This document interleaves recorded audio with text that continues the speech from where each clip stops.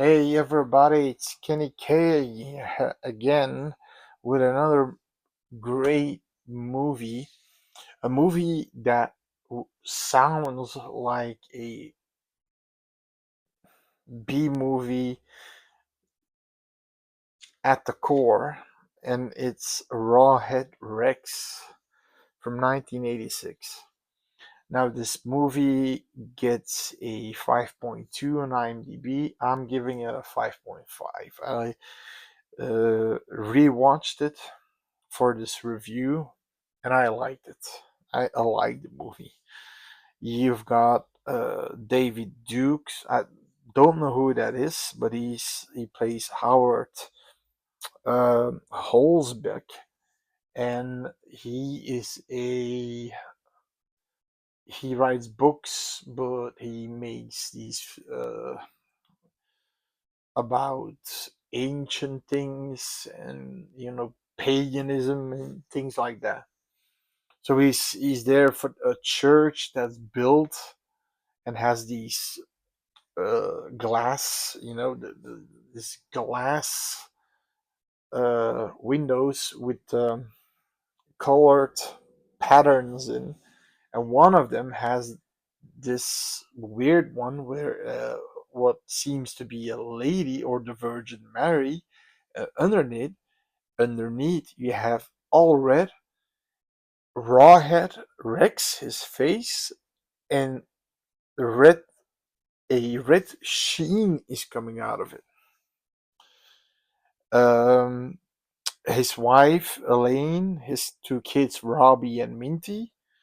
Uh, the church has two priests, but one priest and one like an other understudy. Declan O'Brien, who gets possessed at some point by um, touching the altar, and the altar is like burning hot, and by doing that he was possessed and works for Rawhead. And then Reverend Coot. But the weird thing is he does the same thing, but he doesn't become possessed. So that's weird.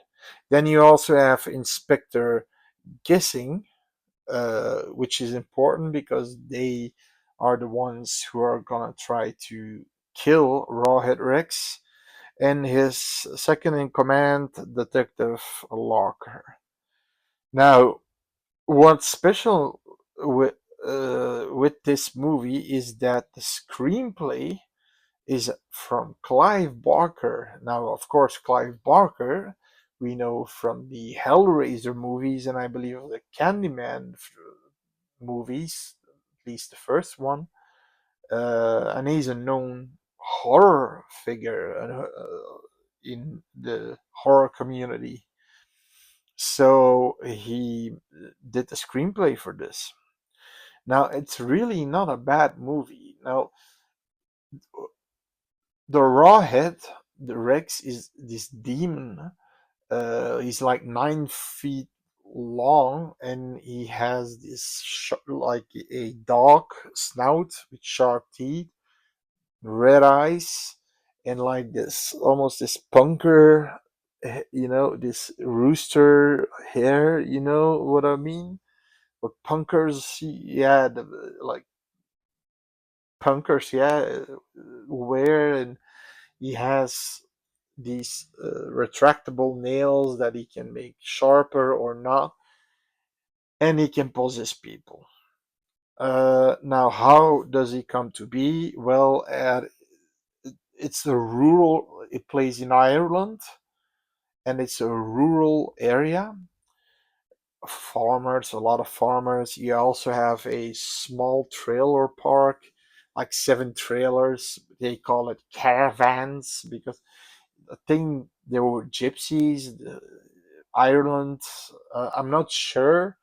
I'm not a gypsy connoisseur, but I do know that Ireland, I believe, gypsies. I think they all came from Ireland.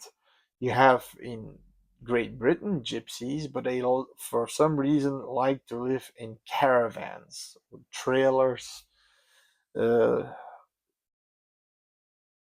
to say it in the American way, right? Now, Howard Holzbeck and his family are all Americans. Elaine, his wife, she's from Irish descent, so she came along because she wanted to see the home country again, the Emerald Isle, like they call it, and they wanted to go to Dublin. And the thing is, the uh, cultural differences, the clothing, and it's. But now, of course, this is rural area. Now, Dublin will be more modern. Um, Between that and like America, I was in Florida and everybody wore these loose, long T-shirts and cargo pants with the bags. And I like cargo pants, and but those T-shirts, I don't like those T-shirts. I think I rather sleep in those T-shirts because they're nice and loose, but not to wear. It's weird. It's styles. Because I believe I was wearing a tighter T-shirt, and some kids were yelling steroids and this and that. And, that's a compliment because I'm not using steroids. Um, Now, how can the rawhead to be? Well, in the middle of this field, there is this rock. It's just long rock. It looks like one of the pillars of Stonehenge, and he wants to get it out. So a few friends are helping, but they have to go home. So the farmer is alone, and doesn't want to quit. Eventually, he gets it out, and the raw head comes out with all his power, and you see this. Now, what's super good on this movie is the gore. He just decimates you. He bites. His usual MO is just biting your neck, a piece out of your neck to, immobilize you. But then he hangs the victims upside down, and he starts to uh, gut him, gut the victim, and eat the entrails, and he decapitates you and walks around with the head. He's super gory because the first kill is a farmer's couple, uh, and the wife is pregnant. Now like I said, he killed the guy by just ripping his throat out, and he goes in the house, but he breaks down. Even now, everything's made out of wood. The houses are made out of wood or plaster or whatever, if not or stone. But he doesn't care. He breaks it down anyway. He's powerful, and for some reason, he does not kill pregnant women, which is weird. Which is weird because he catches the female farmer, and he scratches her clothes open, and she has a belly showing, and he goes with his claws towards the belly, and then and he looks at her, and he leaves her alone. And that's never explained in the movie. That's a shame. The movie is actually a straightforward horror movie, just rawhead Rex against people and slashing them up into pieces, decapitating them, pulling out throats, gutting them, and so on and so on and so on. And the police doesn't know who the killer is. They believe several killers are in play. They don't believe the rawhead.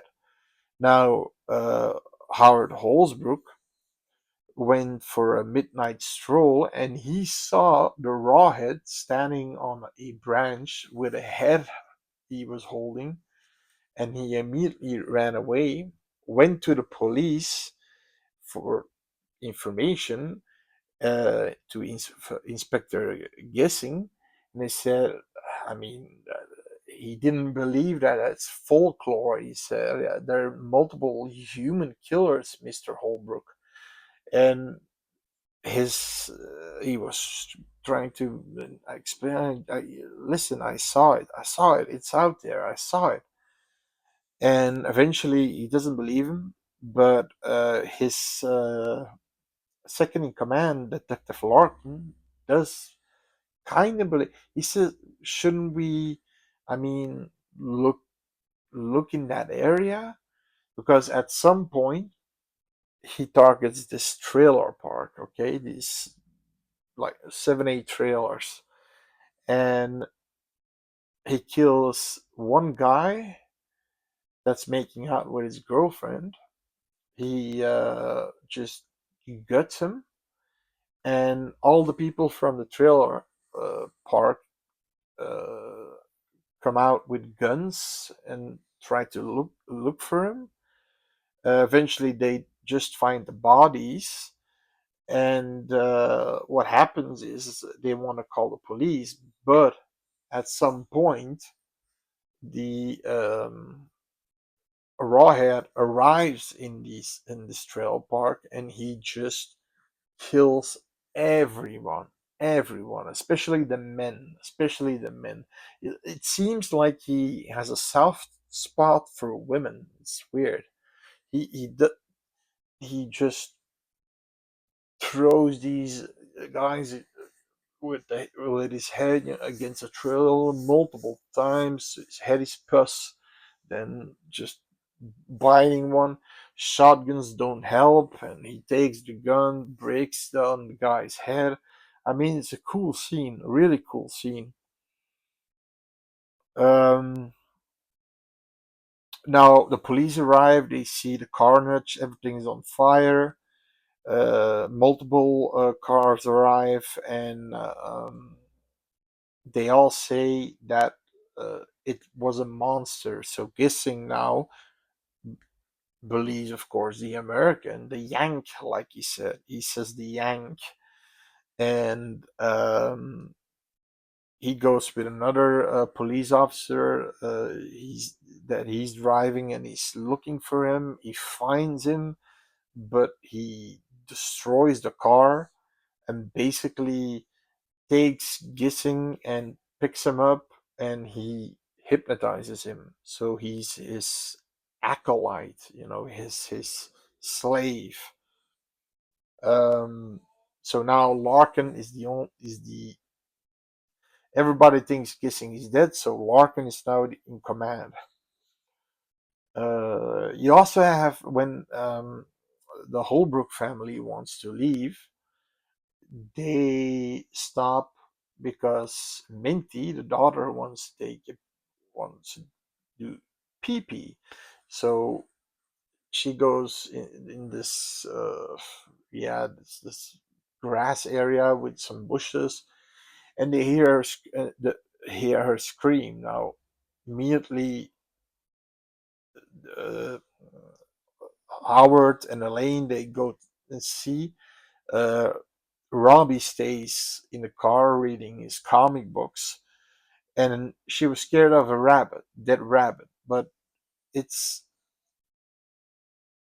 really well done because they stop, because Elaine sees what she thinks is a traveling rawhead Rex over the field. Now she says, "Can you drive back?" Yeah, no problem.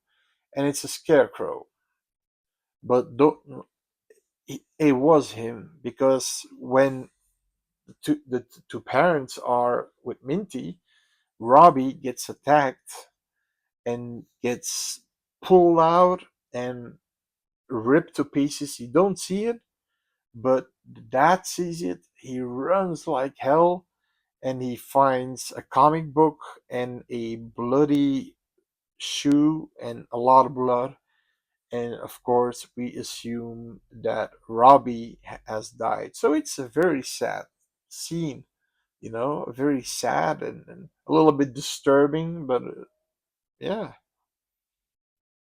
Now, of course, Howard is on a warpath and he goes to the police and he's angry as hell. Who wouldn't be, right? All the parents, I mean, your child has been decimated by a filthy creature. You want it dead, right?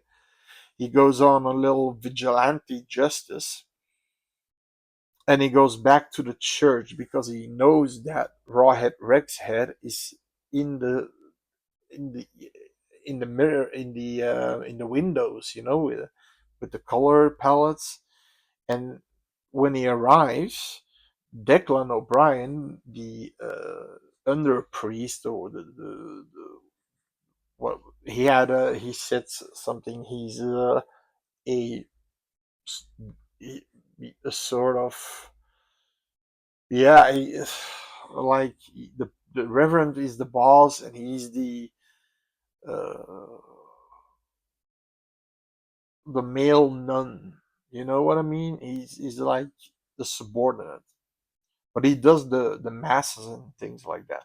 And he starts to swear like, "Get the fuck out of here! Get the motherfucking fuck out of here, you fucking bastard!" I said, okay, and he just is an asshole. He takes the camera of Howard and just throws it on the ground. And when Howard wants to take it, he just steps on it. Oops! Oh man! And then they fight a little bit. And Howard wins the fight, and she's like, she's really angry. But then Reverend Coot says, "Stop it! Stop it! Let's prevail." He says he comes to pay his condolences against Howard, but of course he's still too angry. Now, after all, what's done is the Rawhead goes to that church. Apparently, that church was used to be his castle. So the police gets ready. They take helmets on, flak jackets, automatic weapons, and they go to the church. Rawhead Rex kills Reverend Coot, and you have this line of police officers with a lot of a cool shot with all those guns aimed at him, but he has the Reverend in his arms, but he's still living, and that's why they're not shooting. Larkin says, "Wait until he drops the Reverend." Then Gissing comes out of the woods, and he kind of spoils that scene. I would have liked to see an all-out. Now, sorry, this is a spoiler review. I actually forget. It's my short-term memory. Sorry, guys and girls. It's just my short-term. It's a spoiler review, but I'll keep a few things. I'll keep the ending vague so you can still. I'm not gonna tell everything. So okay, but it's a horror movie that doesn't end on the best bright side. Um, and I wanted to see that, all those trying to kill him, but Guessing takes kerosene, he pours it down a slope under the cars, puts it on fire, and all the cars explode. All the cops, Larkin, Guessing himself on fire, going to Rawhead Rex. I did it for you, in completely on fire, and they all die. Just one police officer survives, and he says uh, Howard says, "Go to the police station and watch over my wife and my kid. I will protect them with my life." He goes back to the police station. Um, Now Declan has joined Rawhead, and he's like in his way a little bit. And at some point, he takes him and he says, "Are you gonna kill me?" Yes, bam it. Um, Now Howard goes to the altar and he also burns his hand. Also not possessed, but he takes like something to. The altar has a chest underneath it, but it's super hot. He takes something, I think a candlestick holder, and he pushes it open with that, and he finds this cup, this ancient cup, and he goes to the raw head, and he's like trying to hold, because the picture looks like somebody's holding that cup, that same cup in those windows, but it doesn't work. But his wife arrives, she takes a cup, and then it works. It had to be a woman, and it's a little bit corny in my opinion. All these rays and these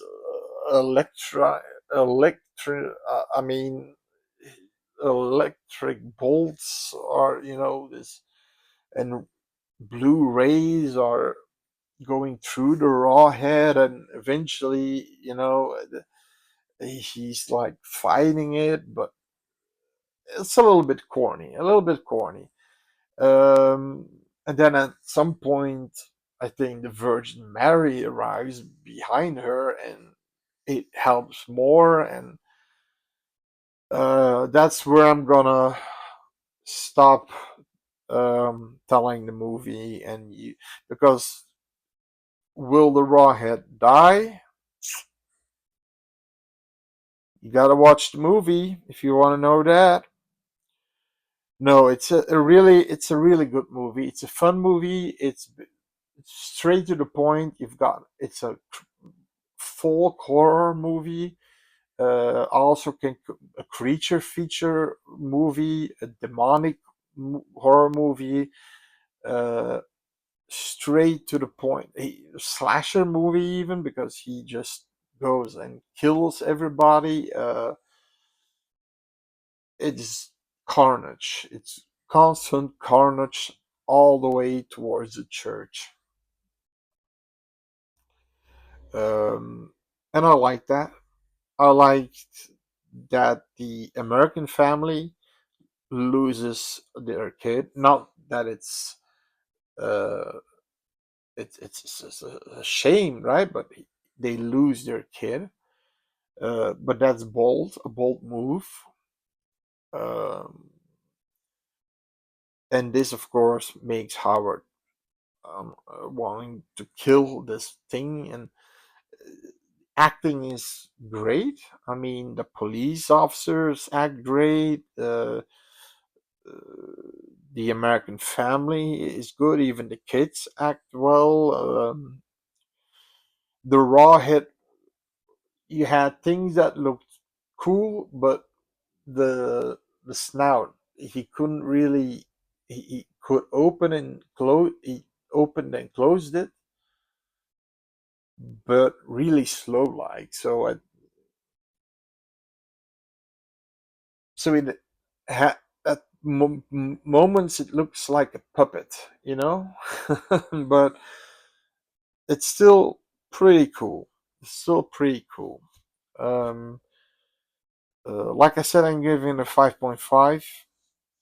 It wasn't a low budget movie. It was 1.5 million pounds. So pounds are higher than dollars and euros. So it wasn't uh, a low budget movie. Not really known actors. Maybe in Ireland, I don't know. But from the American side, I David Dukes. Never heard of him.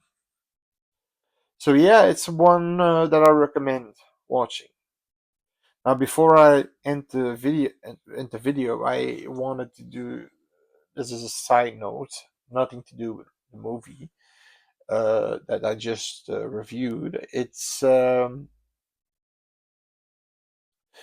I wanted to actually try to contact John Carpenter, and I know you gotta go through his agents. Now, I really want to know if he's gonna make more movies because he announced that he wants to make a direct sequel of The Thing with Kurt Russell and Keith David. They're both all, still alive. Keith David too. I thought he died, but he's alive and kicking, still doing movies. Kurt Russell too, and he wanted to use the frostbite from the cold to make them look older. Now, if you watch at victims of this that are in their 20s, they look like 70 years old. Well, frostbite does terrible things with your skin. But color their hair, same hair, but it would be a direct sequel. But he wants two things: money, money, money, money, and he wants, and that's really important for Carpenter. He doesn't want interference with meddling from producers or executives or studios. He wants full creative control, and if he's on his A game, he makes great movies. Not that piece of shit Ghost of Mars or The Ward. No, Mouth Madness, Prince of Darkness, The Fog, The Thing. He makes those kind of movies. And I read that he is now, he actually didn't say that he stopped. He had a burnout by doing so many movies, his movies, which always begin with John Carpenter and then the title of the movie. But he also did like director for hire movies. So I think for Christine, Stephen King's adaptation of that, uh, the remake of Children of the Damned. So we did a lot of things in between there. So he was sort of burned out, but he says he may come back and do movies because he's old, but Spielberg, Scorsese, Lucas, George Lucas, they're all old and they're still kicking out Oscar worthy movies. So you can always make a movie. You can always make a movie. So that being said, I hope he gets his money. Maybe he should do it through crowdfunding. I'm 100,000% sure that he's gonna get his money for making that sequel of The Thing. I really want to see that. Um, and then he has creative control, and yeah, I really want to see that. But in any case, a little information and a great movie in Rawhead Rex. A recommendation. It's a fun movie. It's something you don't have to. It's not super detailed. It's they don't explain why he doesn't kill pregnant women. No worries. He kills. So watch it and see you later. Oh, and if you want to subscribe, it's free. It's another badge of honor for me. For the people, by the way, I have new subscribers. Welcome to my channel. You, you're dear to my heart. You're my badges of honor, and I'll try to put as much good content out there for you guys. So, see you next time. Bye.